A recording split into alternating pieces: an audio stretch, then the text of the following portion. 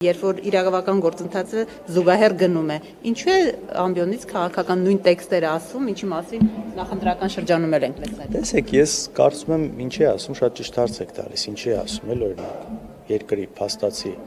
վարչապետի աթոռը զբաղեցնող մարդը ամբիոնից ինչ որ ասում կզացնելու եմ, նստացնելու եմ, ունեզրկելու եմ։ Ես էլ եմ փորձում այդ հարցի պատասխանը գտնել, որովհետև սա ոչ մի նորմալ տրամաբանության մեջ, ժողովրդավար երկրի տրամաբանության մեջ չի տեղավորվում։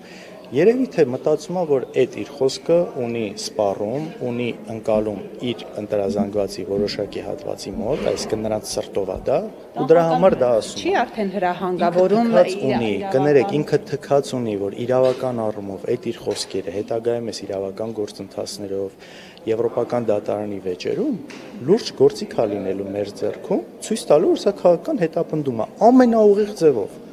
Բայց ինքը թքած ունի այդ ամեն ինչի վրա, ինքը իմիջիալից հիմնականում այդպես է գործում, այդ պահին խնդիր լուծելու համար, այս պահին պետք է սա ասել, ինքը կասի թքած ունի, հետո Հայաստանը դրա պատճառով ինչ-որ մաս կտրվի Հայաստանից, ժողովրդավարությունը կտուժի, վատ զեկույցներ կլինեն, տնտեսությունը կտուժի, մեծ հաշվով նաև տնտեսության առումով ինչ է եղել, իրանց, չգիտեմ, անհեռանկար մի քիչ մեղմ ասել, բայց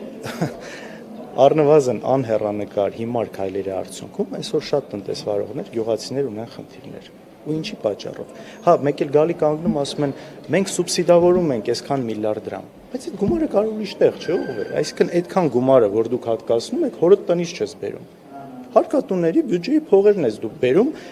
սուբսիդավորում մարդկանց այն խնդիրը, որը դու ես ստեղծել։ Ինչի համար, եթե այդ գումարը կարար ուղղվեր ուրիշ, մի հատ էլ հպարտությամբ ասում եմ, մենք սուբսիդավորում ենք միլիարդավոր դրամներով։ Այդ գումարը կարող ուրիշ բանի վրա ուղղվեր։ Ինչի ես դու այդ հիմարությունը արել, որ այդ մարդիկ խնդիր ունենան, որ մի հատ էլ մտածես գնաս իրանց փող տաս, հանկարծ ցույց չանեն քո դեմ։